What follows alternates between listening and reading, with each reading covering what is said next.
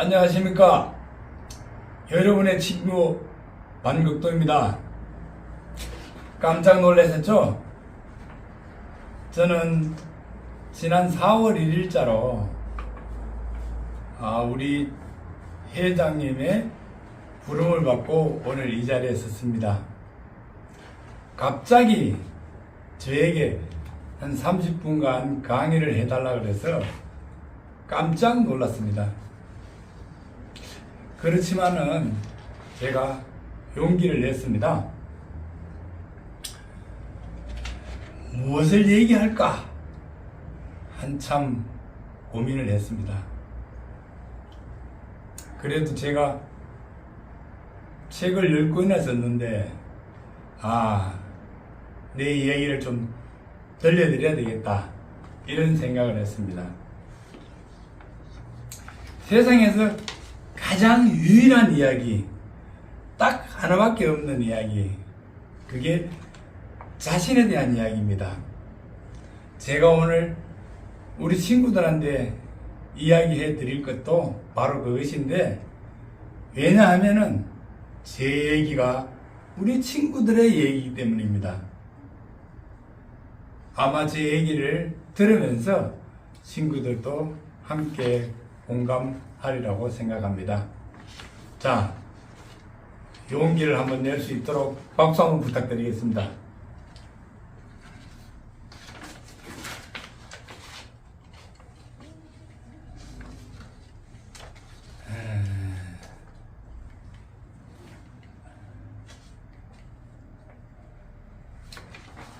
오늘 강의는 사실은 강사료가 제로입니다.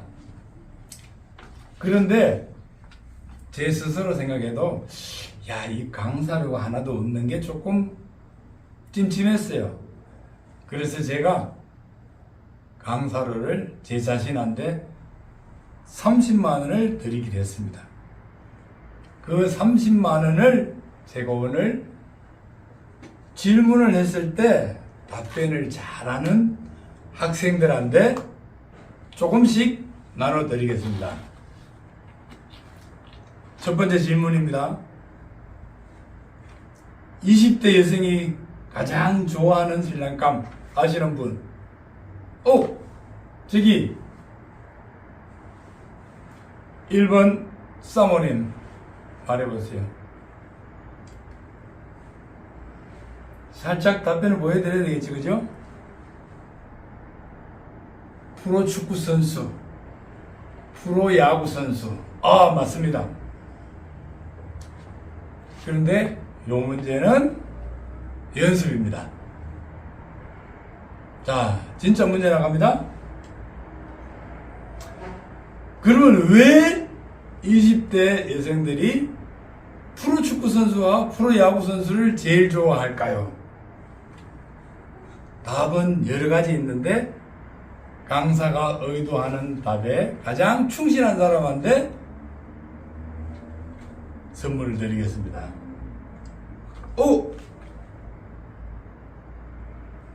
희정이네. 답해보세요. 맞습니다. 돈을 많이 벌어오고 있잖아요. 그죠? 또 있어요. 힘이 셉니다. 그런데 강사가 의도하는 답하고는 약간 있네요. 네, 정답입니다. 집에 많이 없다는 겁니다. 집에. 보세요. 집에 없는 신랑이 가장 좋은 신랑이에요. 요새 젊은 사람들이 생각하는 거. 이해됐겠죠? 대전에 보면은 이제 경부고속도로 폐선이 있는데, 그 터널 첫 번째 나가면은 오른쪽에 식당이 하나 있어요. 제가 좋아하는 식당인데, 식당 이름이 나의 신랑은 땡땡땡이었어요. 음식도 맛있지만은 저는 그 식당 이름 때문에 반해서 자주 갑니다. 이 집에 가보면은 특히 여성분들이 많아요. 아마 이 식당을 여성분들이 좋아하는 것 같아요.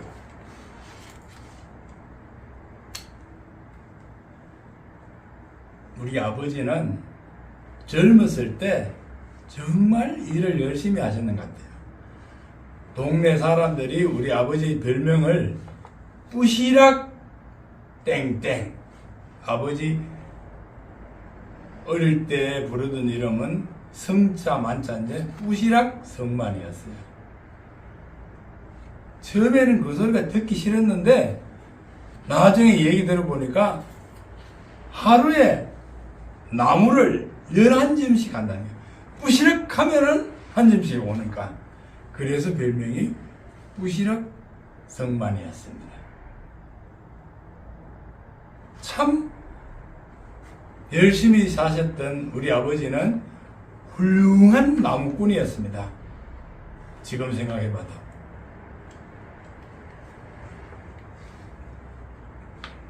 요즘 우리 사무실에는 철도 전기신호 기능사 실기 공부가 한창이에요.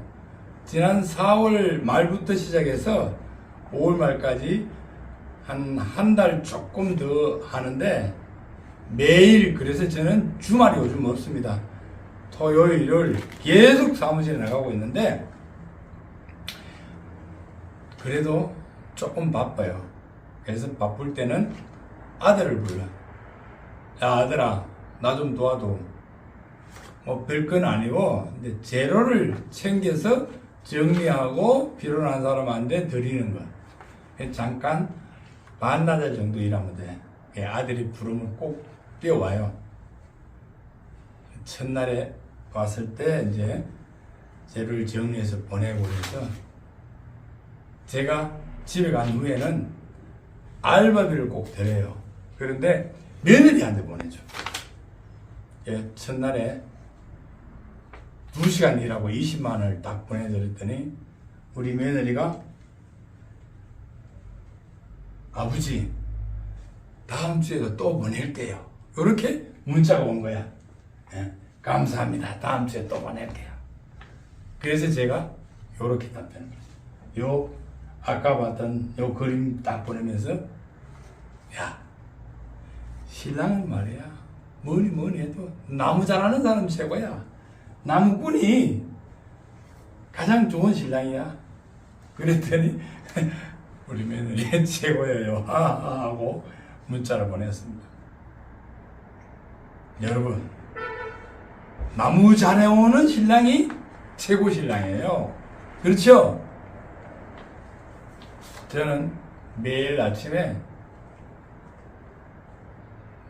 인사를 하고 나옵니다.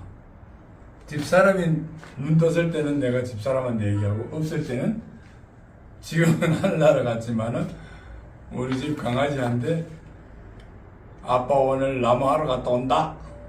여보, 나 나무하러 갈 거야. 그렇게 인사를 하고 나옵니다. 한참 재밌었던 얘기죠. 70대 후반에 여성분이 동창회를 갔다 오는데 저녁에 집에 와가지고는 시무룩해 있어. 신랑이 물었어. 여보, 오늘 동창회 기분이 안 좋았어? 그랬더니 신랑이 하는 말이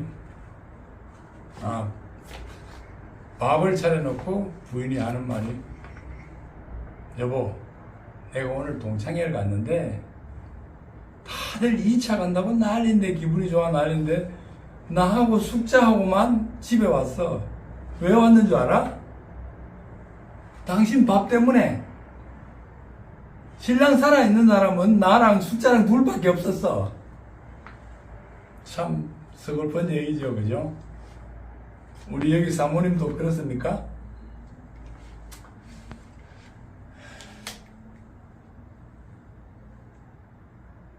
저는 요즘도 뭐 퇴직하고 6, 7년 지났는데 아침에 눈 뜨면은 나무하러 가고 싶어요. 일찍 사무실에 가고 싶어요. 어떤 날은 사무실에 가보면 한 7시 반에 내가 왜 이렇게 빨리 왔지? 그런데 가만히 생각해 보니 6시에 출근한 사람도 있어요. 지금도. 자, 우리 친구 애들 다 여기 있잖아요.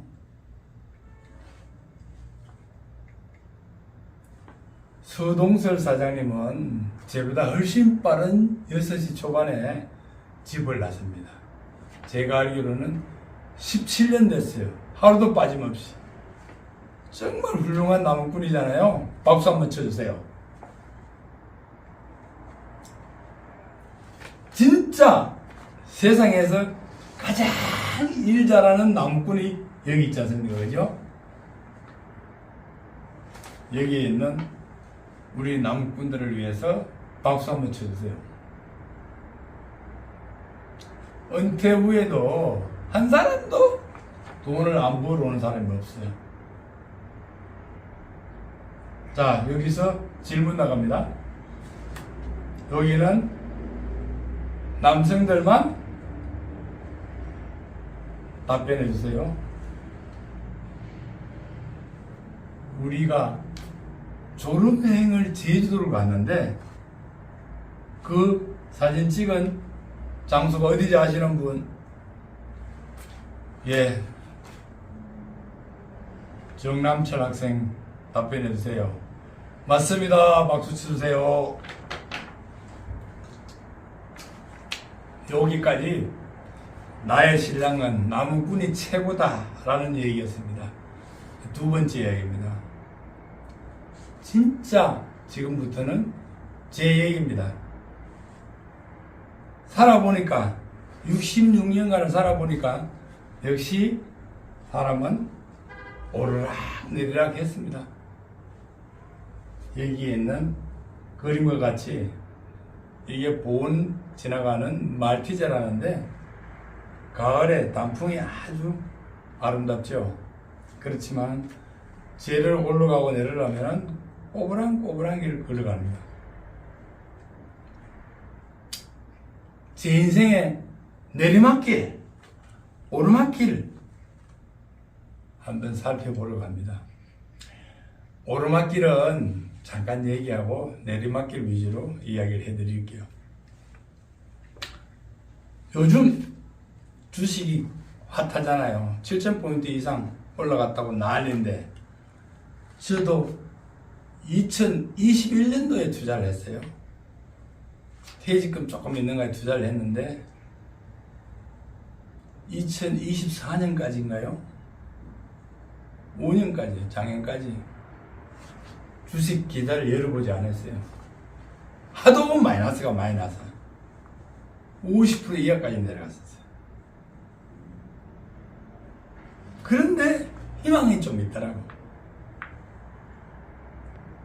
최근에 많이 올라보니까 1월 달에 내 주식 계좌를 한번 열어봤어요. 플러스가 나 있는 거예요. 야, 이거다 싶어가지고 요즘 많이 리밸리싱을 했습니다.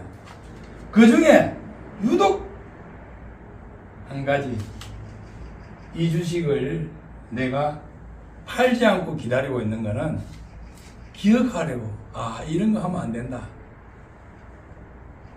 마이너스 93%예요. 내 인생에 완전 내리막길이었잖아요. 그죠? 수익이 높은 것보다가 마이너스가 된 게 제일 치명적입니다. 물론 상장 페이지가 더 하지만 내가 왜 이 주식을 샀는지 지금도 모르겠어요. 현재 91% 588만 원을 투자를 해가지고 현재 50만 원 돼 있어요. 큰 내리막길이었죠.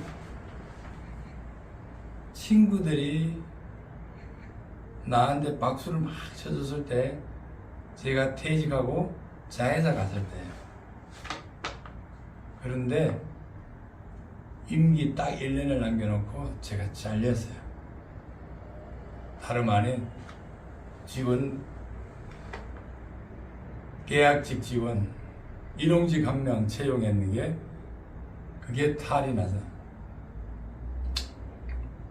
저는 그 사건을 한 2년 동안 끌었는데 결국 징역 1년 3개월 집행유예 3년을 받았습니다. 그것보다가 더 치명적인 거는 사회봉사 400시간이에요. 사회봉사 400시간을 하려면은 2달 반을 매일 출근해 일해야 돼요. 그래서 2달 반을 삼천동에 있는 보라아파트, 둔촌동에 있는 주공아파트에 가서 열심히 청소를 했습니다. 영세민 아파트.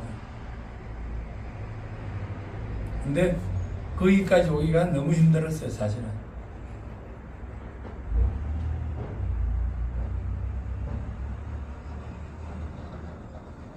산 꼭대기, 아파트 꼭대기 올라가고 싶었고, 달리는 차에 막 뛰어들고 싶었습니다. 6개월을 수면제로 살았어요. 아내가 수면제 끊으라고. 수면제를 계속 먹다 보면요, 사람이 몽롱해지는 게 기억력도 없어지고 좀 이상해지더라고요. 그러던 어느 날 저녁에 발작을 해서 병원으로 응급실에 갔어요. 의사가 하는 말이 이 사람 그냥 두면 안 된다. 내일 빨리 정신병원에 입원시키라. 그래서 제 발로 정신병원에 갔습니다. 대전 중구에 있는 모 정신병원에 찾아갔어요. 내가 여기 입원 좀 하겠다.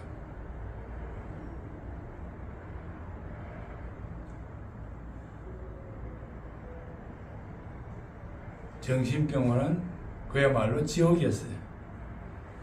사실 우리나라 정신병원들이 대부분 비슷해요. 한 95%가 알코올 중독자들이에요. 그 숲에 내가 같이 살아야 돼.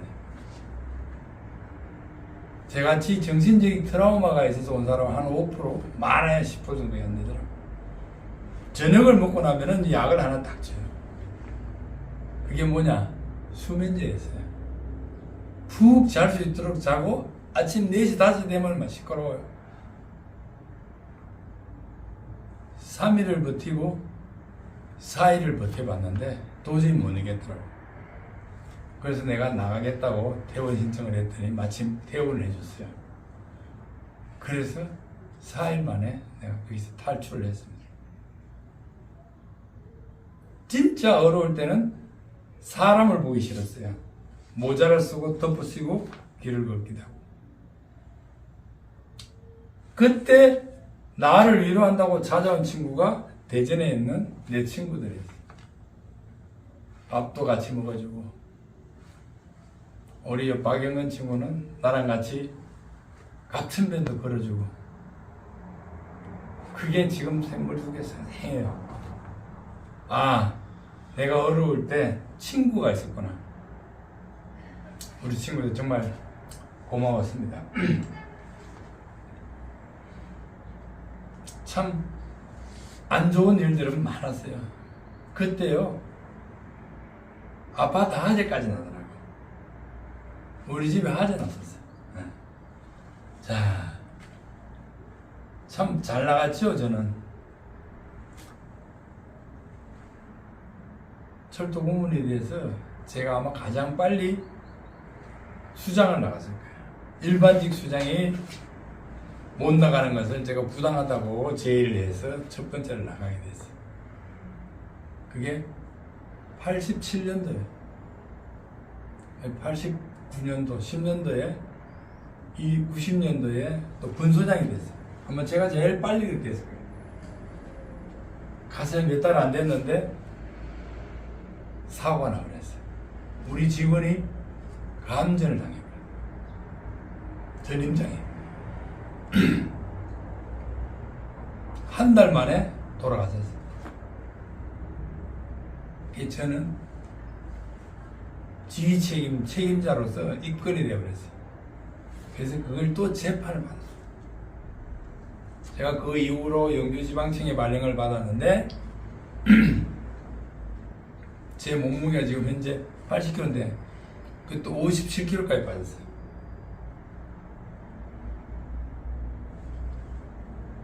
신경성 위염이 생겨서 내시경도 하고 막 그랬는데 결국 검찰에서 법원에서 등기 우편이 오면은 한 2, 3일 동안 잠을 못 잤어요. 이제 재판을 받으러 갔어요. 거기도 사실은 벌금형 100만 원이 남았어요. 약식 기소됐어요. 공무원이 벌금형을 받으면은 또 행정부를 받아야 돼요. 그래서 저는 그땐 잘 몰랐지만은 야, 내 인생에 이걸 끝나는구나 이런 생각이 들어요. 그래서 정식 재판을 청구를 했어요. 변호사 없이 용을 검찰청으로 법원으로 서너 번을 갔는데 어느 날 영물역에 갔다가 역장을 냈어요. 그 역장이 내보고 역장실에 와서 커피를 한 잔 마시자고. 왜 여기로 왔냐고 묻더라고. 그래서 내가 예차 해가지고 이렇게 해서 재판을 받고 있습니다. 그래서 역장이 그 판사가 누구냐? 네, 박선주 판사입니다. 아 그래? 나랑 모교회 회원인데 그게 기관장들의 모임 회원이야. 매주 토요일 날에 테니스를 같이 한다 그래. 내가 이야기를 한번 잘해드릴게. 이렇게 얘기하더라고. 그래서 다음번에 갔더니 그날 바로 승부를 때려주더라고. 검사가 제일 잘해주는 게 기소유예면허. 판사는 선고유예라는 거예요. 선고 자체를 안 하는 거예요. 저는 벌금형 10만 원에 선고유예를 때렸어요. 제가 살면서 참 많은 걸 느꼈는데 그것도 역시 사람이더라고요. 사무관대에서 오송역에 6개월 동안 유배 갔던 얘기, 참 그런 얘기도 많고, 초원에서 공부하다 보니 재수를 했는데도 정기후기 다 떨어졌어요. 그래서 삼수를 할 요랑으로 철도 전문대학을 갔어요. 왜냐하면 내가 재수할 때 용산에 있어서 철도 전문대학이라는 것을 조금 알았거든요. 여기에는 돈을 조금 내고 다른 공부도 할 수 있구나 라는 생각으로 갔어요. 그런데 그때가 80년대잖아요.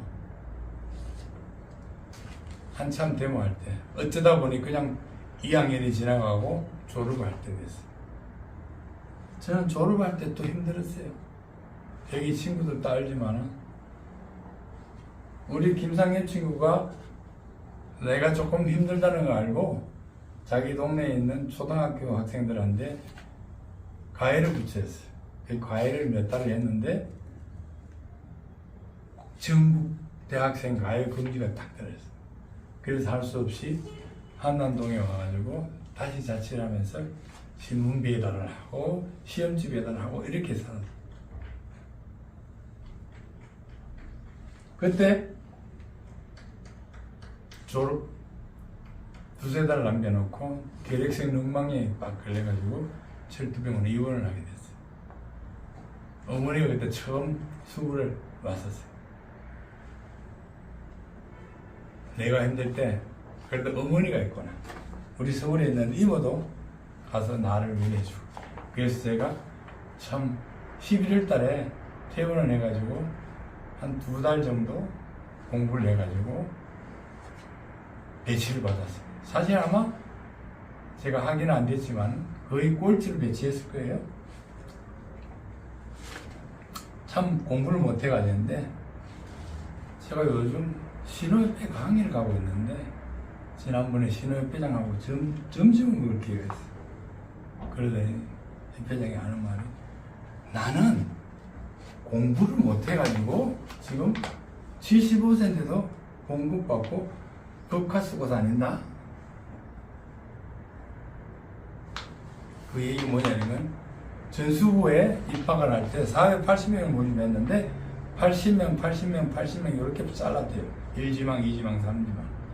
자기는 1지망 기관사, 2지망 차량과, 3지망 전기과였는데 3지망에 합격해가지고 지금 만약에 공부를 잘했으면 기관사나 차량에 근무를 했다면은 지금 백수가 됐을 거예요. 우리 친구들도 마찬가지. 저도 마찬가지. 근데 제 친구 중에 공부 잘하는 친구는 중앙대도 가고 성균관대도 가고 그랬어요.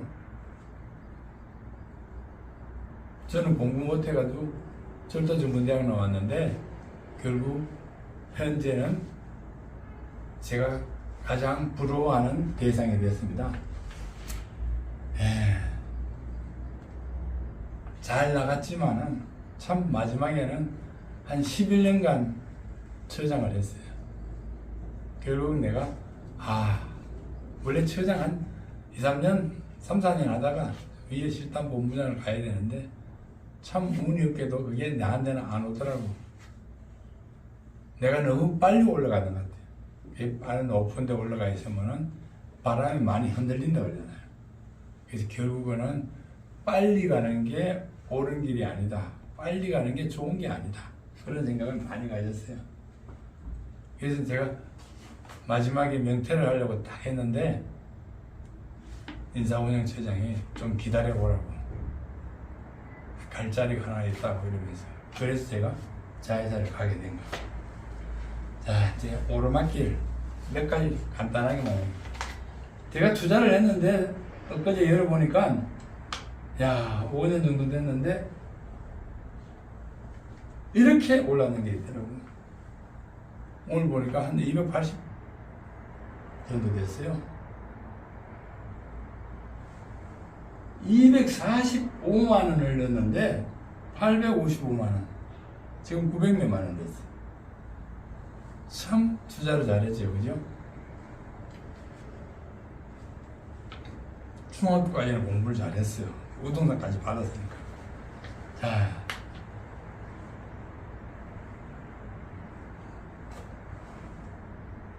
질문하겠습니다. 여기에 있는 우리 신랑들이 발령한 날짜를 아시는 분? 박영관 사모님 맞습니다. 82년 2월 26일이죠. 저는 참 아까 얘기했던 수상도 빨리 할 때 분수는 제일 빨리 나갔어요. 근데 보니까 좀 치열했던 건 많아. 지금 생각해봐도 내 예전에 노트에 보면은 내 경쟁자들이 누군지 진짜 티어가 몇 명인지까지 자세하게 적어놓은 거 보면은 내가 너무 좀 계산하면서 살아갔구나. 딱 10년 만에 본청이로 올라갔어요.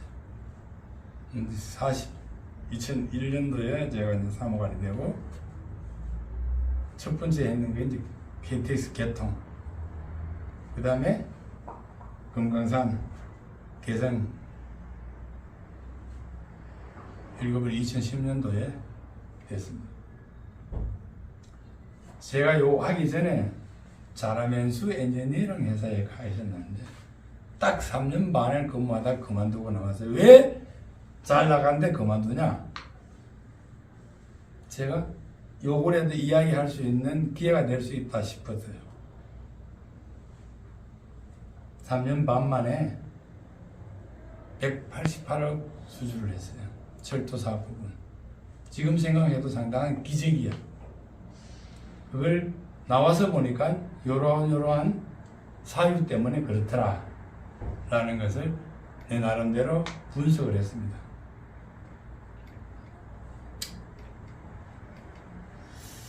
마지막에 저는 철도 전문 인지뱅크를 창업을 했는데 이게 제일 잘한 것 같아요.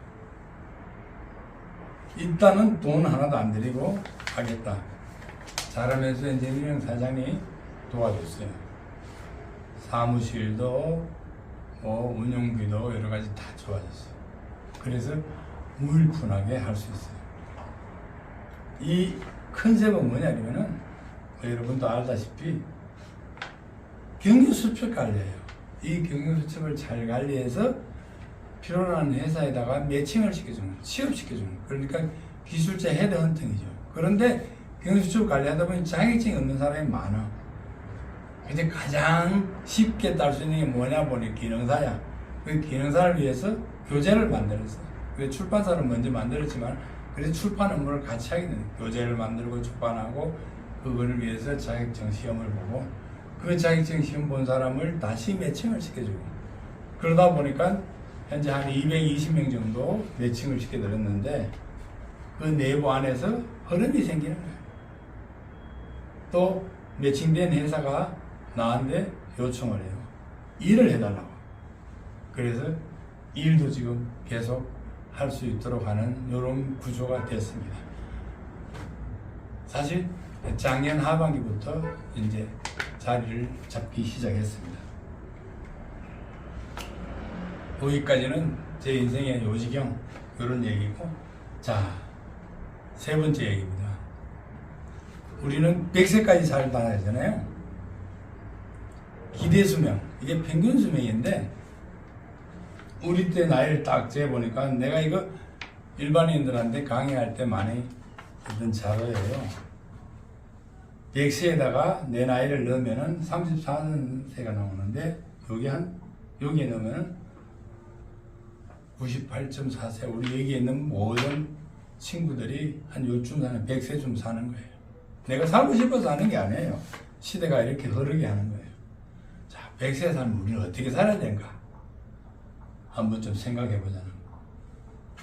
그 전부터 내가 아시던 분인데 맹인으로서 미국에 가서 사관부까지 하는 강영호 박사라는 분이 있어요. 이분은 참 부인을 잘 만나가지고 부인이 내조를 잘해서 맹인이 최초의 대학을 갈 수 있고 학위를 받고 유학을 갈 수 있도록 한 그런 사람이에요. 미국에 가서 장애인 위원회의 정부 기관에 차관부까지 했는데 이 사람이 돌아가시기 2달 전에 이메일을 보냈어요. 모든 사람들한테 내가 지금 잘 살았다. 여러분 덕분에 참 잘 살았다. 내가 이제 곧 죽을 때가 됐다. 라는 것을 알리는 그런 메시지를 보낸 게 신문에 났더라고. 그때 나도 봤어요. 그리고 한 2달 후에 이렇게 사망을 했다라고 나왔어요. 우리가 생각하지 못한 그런 일들이거든요. 자, 질문할게요. 여기에 강영호 박사가 배우자 이름 서건옥 씨. 네, 맞아요. 저는 예전에 친구가 많은데 특히 나이 드신 분들이 많아요. 그 중에 몇 분들이 하는 거 다 보면 정말 잘하는 게 너무 많구나. 서울시에 국장을 했는 분들이 있는데 이분은 최근에 서울 송파에서 분당으로 이사를 가면서 작은 아파트를 이사를 가면서 자기가 갖고 있는 소장품들을 친구들한테 나눠주는 행사를 하더라고. 요거는 누구한테 준다, 누구한테. 왜? 죽고 나면은 내 것이 그냥 유품으로 쓰레기장에 갈 거니까 내가 살아있을 때 하나하나씩 필요한 사람한테 준다는 거예요.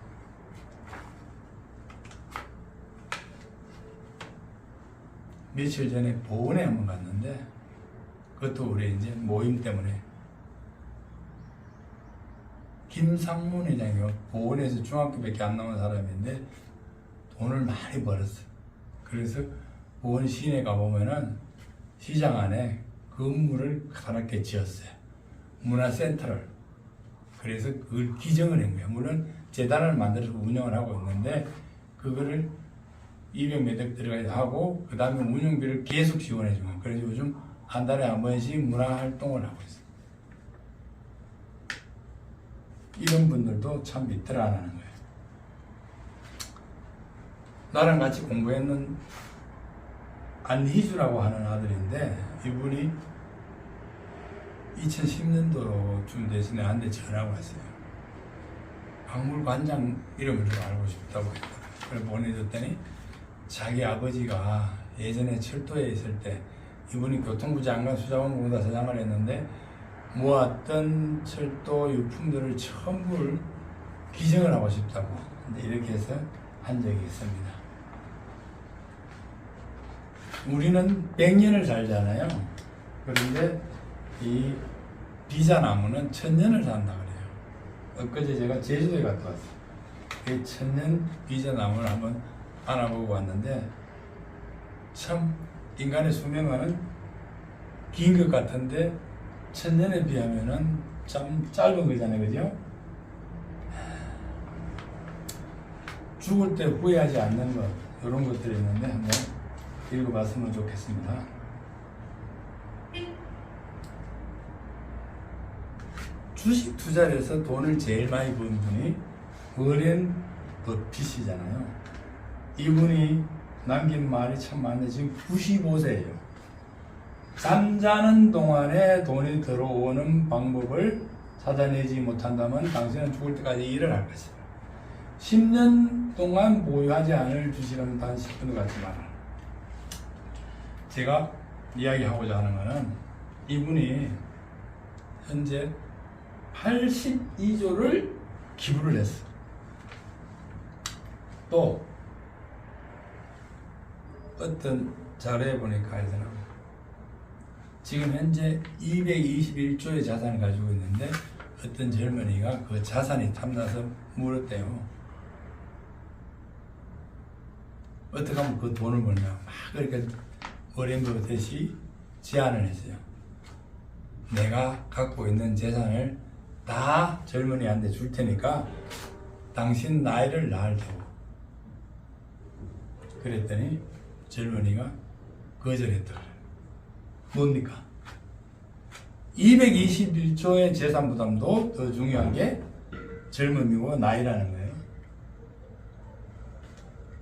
언더스탠드.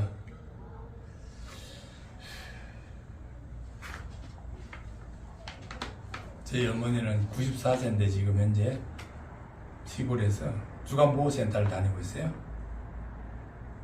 지금도 매일 아침 새벽 기도를 나가십니다. 제가 살면서 교회를 안 다니지만은 시골에 가면은 어머니 새벽 기도를 따라간 적이 몇 번 있어요. 그게 제가 효도하는 길이니까. 갔을 때 어머니가 기도하는 걸 봤어요. 자신을 위해서 기도하는 건 하나도 없어요. 다 아들, 딸, 자식, 가족, 남을 위해서 기도를 하는 거예요. 엊그제 제주도를 갔는데 예전에 3, 4년 전에 갔던 때 함덕해수욕장이 좋아가지고 이번에도 둘째 날에 함덕해수욕장에 가서 호텔을 잡았어요.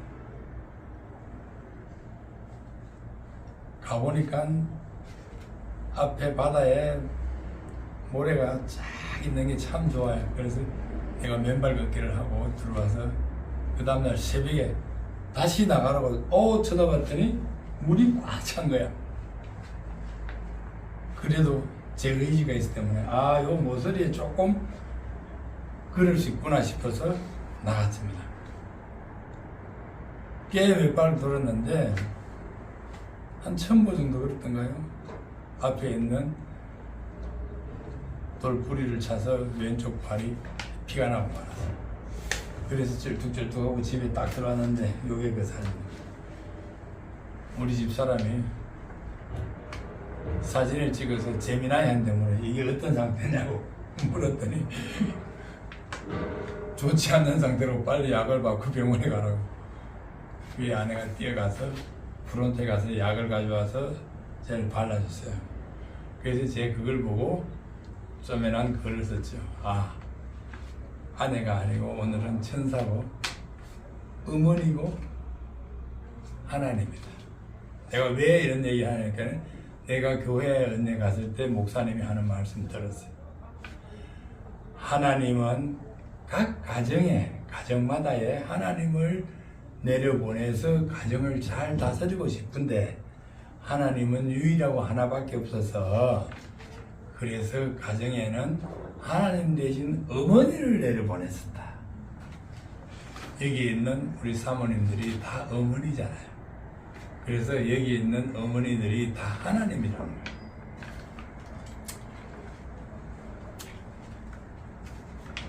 어릴 적에 뜨거운 음식이 막 나왔을 때 여러분 뜨거운 음식 나올 때 어떻게 하면 빨리 먹을 수 있을까요? 저는 그냥 울었어요. 막 울다 보니까 어머니가 와서 호흡 불면서 시켜주더라고요. 그게 제 느낌이었어요. 아, 엄마가 풀어주는 것이 이렇게 좋구나. 그래서 저는 집에 가서 가끔씩 엄마한테 밥을 내가 드리는 게 아니고 엄마한테 밥 좀 먹여달라고 요구하기도 했죠. 생전에 우리 어머니는 저한테 전화를 안 해요. 집사람한테도 안 해요. 며느리한테도 안 해요. 그런데 어느 날 나한테 전화가 왔어요. 1년에 한 번 할까 말까 하는데 30만 원 용돈을 보냈는데 50만 원을 보냈어요. 아, 통장에 적어보니까 이게 50만 원이 들어온 거야. 전화 오게 하는 방법, 돈을 더 보내면 되는 거죠. 그죠? 이런 것이 내가 살아오는 방식이다라는 생각이 들더라고요. 제가 이제 퇴직하기 전 마지막에 좀 그렇더라고. 아, 내가 뭘 하면 여기에다가 조금이라도 뭐 도움이 될까 해가지고 내가 남아있던 책을 다 보냈어요. 606명한테. 하반기 신규 채용자인데 서울에서 경주까지 트럭을 대질해서 보냈는데 마침 또 출판사 사장이 돈을 다 내주더라고. 그런 일이 있어요. 그래서 제가 그 이후로 자회사 갈 수 있는 그것도 조금 보태지 않았나 싶어요. 부산에 이렇게 보면 해운대 가면은 다 퍼주는 집이 있더라고. 식당에는 퍼줄수록 장사가 잘 된다 그래요.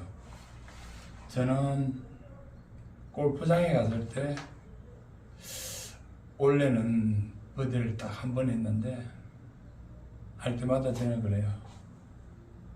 제 실력으로는 도저히 버디가 안 되는데 캐디가 나를 잘 봐줘서 캐디가 코치를 잘해줘서 그러면은 캐디가 엄청 좋아하죠.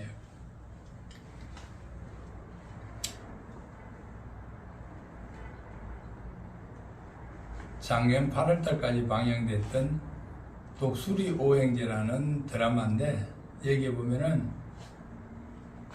호텔 사장인 안재욱하고 술도가 사장인 마강숙이라고 드라마에 나오죠.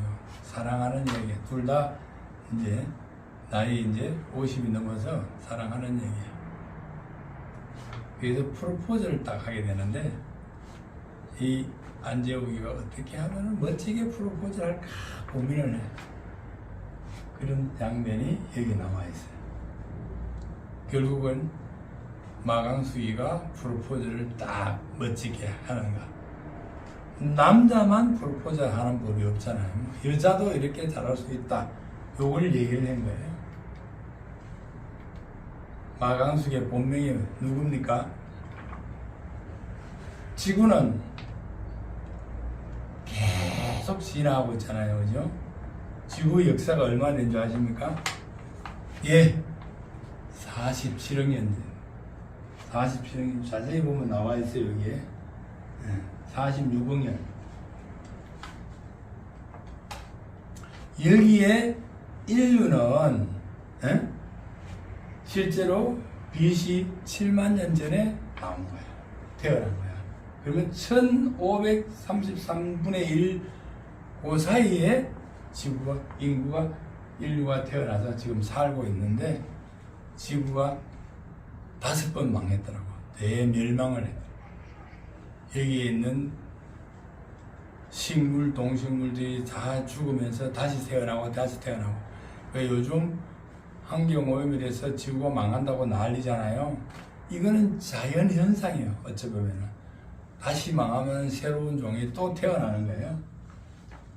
그래서 6번째 망하게 된다는 거예요. 제가 왜 이 지구 얘기를 하냐 하면은 우리가 100년 살잖아요. 100년 사는데 46억 년이나 되는 지구에 비하면 뭡니까?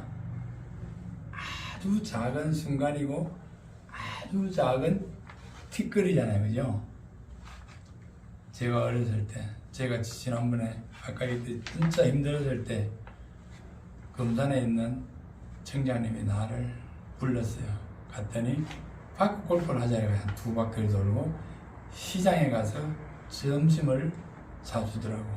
아내랑 같이 갔는데 그때 밥을 먹기 전에 화장실에 갔는데 화장실에 쓰여 있는 문구가 내 머릿속에 팍 왔어요.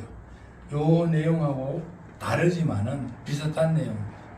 우리 인간은 하나의 한 폭이 풀이다, 티끌이다, 그 얘기더라고요. 그래서 여기 보면 삶에는 특별한 의미가 없다. 우리 인생은 길가에 피어있는 한 폭이 푸른 꽃이다. 길가의 불처럼 그냥 살면 된다.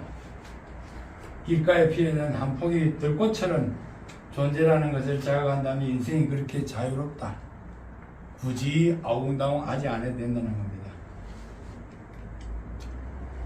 여기까지 우리 모두는 한 폭의 풀이라는 얘기였습니다. 오늘 제 얘기가 유익했는지 모르겠습니다. 여기까지는 하려 했는데 시간이 너무 작네요.